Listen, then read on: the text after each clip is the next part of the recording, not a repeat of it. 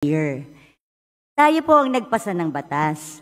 Yung pera na in-earmark natin, mahirap po na ginagamit, tapos pag kailangan na, sasabihin mo, pag kailangan na, nandyan. Paano kung wala? Hindi ba ganun yung mga estafa cases? Hindi ba ganun yung mga pyramiding scams?